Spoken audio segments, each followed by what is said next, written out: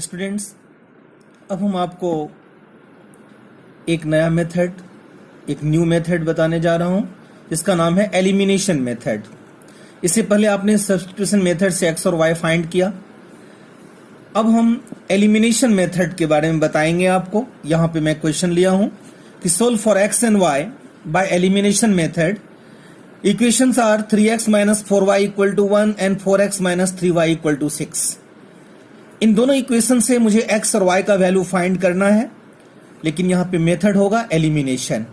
जैसा कि आप इंग्लिश में वर्ड है एलिमिनेट, का मतलब होता है किसी चीज को हटाना, एलिमिनेट करना।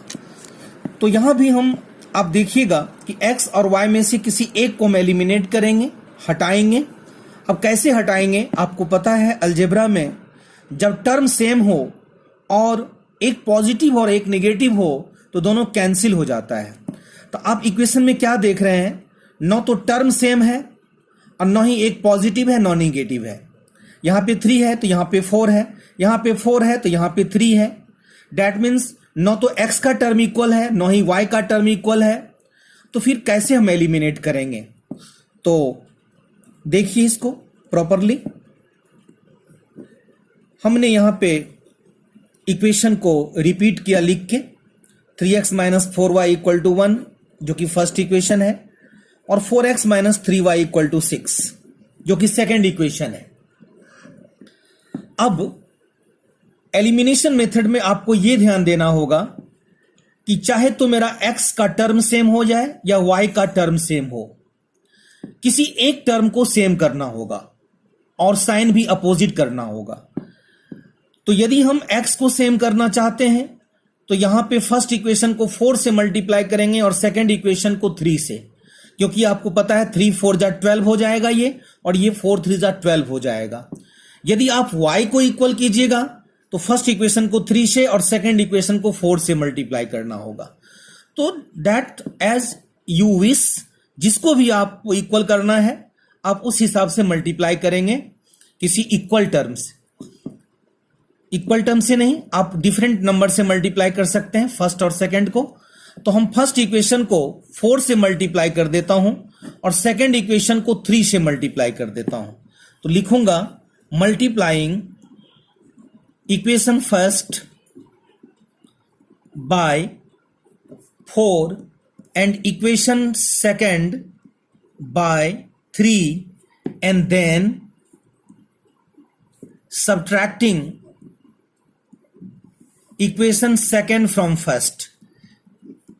फिर हम सेकेंड को फर्स्ट से माइनस भी करेंगे, क्योंकि जब भी आप साइन चेंज कीजिएगा तो उसको माइनस कहा जाता है, वो सब्ट्रैक्शन में आता है। तो हम फर्स्ट में से सेकेंड को माइनस भी करेंगे, क्योंकि यहां पे दोनों का साइन पॉजिटिव है। जब तक एक साइन नेगेटिव नहीं आएगा तब तक कैंसिल नहीं होगा, इसीलिए नीचे के साइन को हम चेंज करेंगे। और नीचे के साइन चेंज करने का मतलब है कि हम सेकेंड इक्वेशन को फर्स्ट से माइनस कर रहे हैं। तो अब देखिए, फर्स्ट को 4 से और सेकंड को 3 से मल्टीप्लाई करके क्या होगा, और मल्टीप्लाई का मतलब होता है कि ईच एंड एवरी टर्म को मल्टीप्लाई करेंगे। अब हम तो 4 को 3x से मल्टीप्लाई करेंगे तो 12x होगा, 4 को -4y से मल्टीप्लाई करेंगे तो -16y होगा, 4 को 1 से मल्टीप्लाई करेंगे तो 4 होगा, 3 को 4 से मल्टीप्लाई करेंगे तो 12x होगा, 3 को -3y से मल्टीप्लाई करेंगे तो -9y होगा, और 6 3 जा 18 होगा। अब हम यहां साइन चेंज करेंगे। आपको पता है साइन चेंज में प्लस का माइनस होता है और माइनस का प्लस होता है। फिर यहां पे प्लस है तो नीचे माइनस हो जाएगा, यानी नीचे जो भी साइन होगा उसका उल्टा साइन होता है साइन चेंज में, क्योंकि ये सारे सब्ट्रैक्ट होते हैं फर्स्ट में से, ऊपर वाले में से। तो ये प्लस 12x था और ये -12x हुआ तो कैंसिल हो गया। अब ये -16y है और ये +9y है, माइनस का साइन ज्यादा है तो माइनस का साइन यहां आएगा। 16 में से 9 को माइनस कर देंगे 7y होगा, और यहां पे 4 - 18 -14, माइनस माइनस को आप कैंसिल कर सकते हैं। तो y का वैल्यू आ गया 14/7 यानी 2।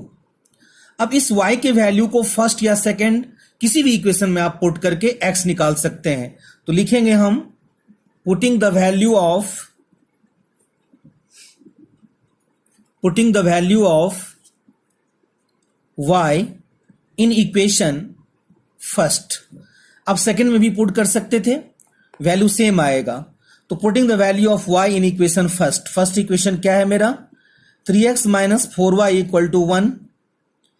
अब यहां पे y के प्लेस पे मुझे 2 रखना है, तो 4 इंटू 2 इक्वल टू 1, 4 2 जा 8 इक्वल टू 1, तो 3x equal to 1 plus 8 that is 9, तो x equal to 9 by 3 that is 3 3 जा 9 3, thus x equal to 3 and y equal to 2 are the solutions of the given equation by elimination method।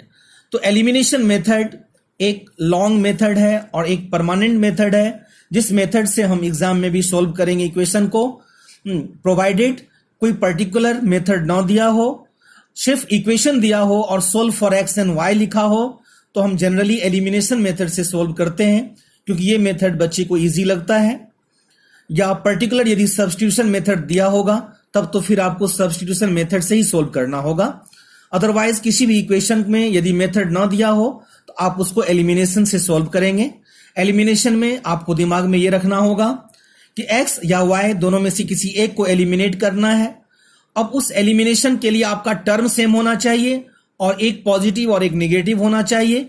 इसके लिए आप किसी भी number से ऊपर नीचे मल्टीप्लाई कर सकते हैं, फर्स्ट और सेकंड को अलग अलग नंबर से। तो आपने देखा कि मैंने फर्स्ट इक्वेशन को 4 से मल्टीप्लाई किया, सेकंड इक्वेशन को 3 से मल्टीप्लाई किया, तब जाके मेरा टर्म सेम हुआ। लेकिन टर्म सेम होने के बावजूद भी साइन दोनों का एक ही था, तो मैंने क्या किया, नीचे के साइन को अपोजिट किया। हमने लिखा कि subtracting second equation from first, यहां पे सारे नीचे वाले का साइन उल्टा हो गया, प्लस का माइनस हुआ, माइनस का प्लस हुआ। उससे मैंने y का वैल्यू 2 निकाला। इस y के वैल्यू को हमने फर्स्ट इक्वेशन में पुट किया, वहां से x का वैल्यू 3 आया। thus x equal to 3 and y equal to 2 are the required solutions of the given equations. Students, अब हमको एक और क्वेश्चन लेके दिखा रहे हैं एलिमिनेशन मेथड को। मुझे आशा है कि इस स्टेप में आप इसको अच्छा से समझ जाइएगा। हम फिर 2 इक्वेशंस लिया हूं, 4x plus 7y equal to 20 and 21x minus 13y equal to 21। अब इस इक्वेशंस में हमको x और y का वैल्यू फाइंड करना है एलिमिनेशन मेथड से। तो आप सबसे पहले टर्म पे गौर कीजिए। फर्स्ट इक्वेशन में x में 4x है और यहाँ पे नीचे 21x है, और फिर y के फॉर्म में ये 7y है और ये माइनस 13y है। यदि मैं y को इक्वल करता हूं तो यहाँ पे साइन चेंज करने की जरूरत नहीं पड़ेगी, क्योंकि एक पॉजिटिव है और एक नेगेटिव है। यदि मैं x को सेम करता हूं दोनों टर्म को, तो फिर यहाँ पे हमको सेकंड इक्वेशन को फर्स्ट से माइनस करना होगा। तो हम यहाँ पे अब आपको y को इक्वल करके दिखाता हूं, क्योंकि फर्स्ट क्वेश्चन में हमने आपको x को इक्वल किया था। तो अब यहाँ पे देखिए, यदि y के टर्म को सेम करना है तो दोनों टर्म को सेम कैसे करेंगे, तो 7 और 13 का हम एलसीएम निकालेंगे। 13 और 7 का एलसीएम होगा 91। अब मुझे दोनों को 91 बनाना है, तो 91 बनाने के लिए मुझे इसको 13 से मल्टीप्लाई करना होगा, इसको 7 से मल्टीप्लाई करना होगा। तो लिखेंगे हम multiplying equation first, multiplying equation first by 13 and equation second by 7।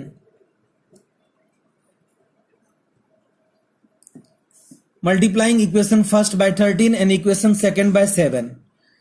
यहां पे मुझे साइन चेंज करने की जरूरत नहीं है, क्योंकि ऑलरेडी एक टर्म पॉजिटिव है, एक टर्म नेगेटिव है। तो multiplying equation first bye 13 and equation second bye 7। तो मैंने आपको जैसे कि इससे पहले वाले क्वेश्चन बताए थे कि ईच एंड एवरी टर्म में मल्टीप्लाई किया जाता है जिस नंबर को हम लेते हैं। तो 13 4 जा 52, 13 7 जा 91, और 20 को 13 से मल्टीप्लाई करेंगे तो 260। फिर सेकंड इक्वेशन को 7 से मल्टीप्लाई करेंगे तो 21 को 7 से मल्टीप्लाई करेंगे तो 147x, माइनस 13 को 7 से मल्टीप्लाई करेंगे तो 91y, 21 को 7 से मल्टीप्लाई करेंगे तो 147। अब यहां पे आप देख रहे हैं कि y का टर्म सेम हो गया और एक पॉजिटिव है एक नेगेटिव है, तो यहां पे साइन चेंज करने की कोई जरूरत नहीं है, ऑलरेडी दोनों कैंसिल हो रहा है। यदि सेम ना होता यदि यहां पे ये दोनों सेम होता तो हम क्या करते, सेकंड इक्वेशन को फर्स्ट से माइनस करते, दैट मीन्स नीचे के साइन को हम चेंज करते।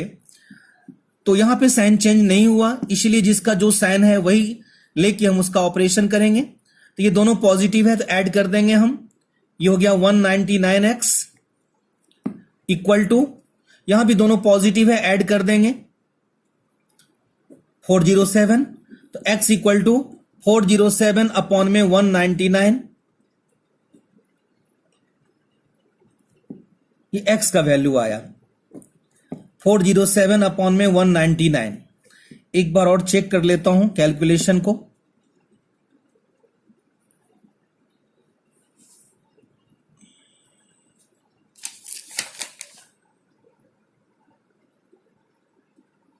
ठीक है, सॉल्यूशन कहीं गलत नहीं है, सही है, मैंने देख लिया इसको।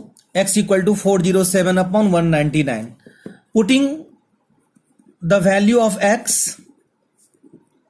अब इस x के वैल्यू को हम किसी भी इक्वेशन में रख सकते हैं, फर्स्ट या सेकंड किसी में भी। तो putting the value of x in equation first equation है मेरा 4x plus 7y equal to 20। अब हम x के प्लेस पे 407 अपॉन 199 रखेंगे इक्वल टू 20, 4 से इसको मल्टीप्लाई कर देंगे, प्लस 7y इक्वल टू 20। हम इस टर्म को RHS के साइड ले जाएंगे तो 20 में से माइनस हो जाएगा। अब हम 20 के नीचे 1 रख के एलसीएम लेंगे, एलसीएम 199 होगा, 199 को 20 से मल्टीप्लाई करेंगे, that mean 7y equal to 3980 में से 1628 को हम माइनस करेंगे,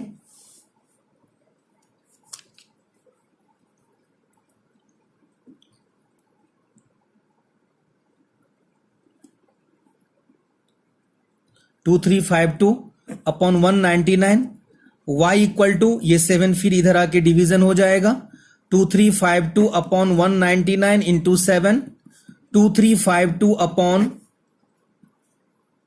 9 7 जा 63, 9 7 जा 63 plus 6 69, 7 plus 6 13, thus x equal to 407 upon 199 and y equal to 2352 upon 1393. These are the required solutions of given equations. So today I want to finish today's class. Now in the next class I will show you the next method.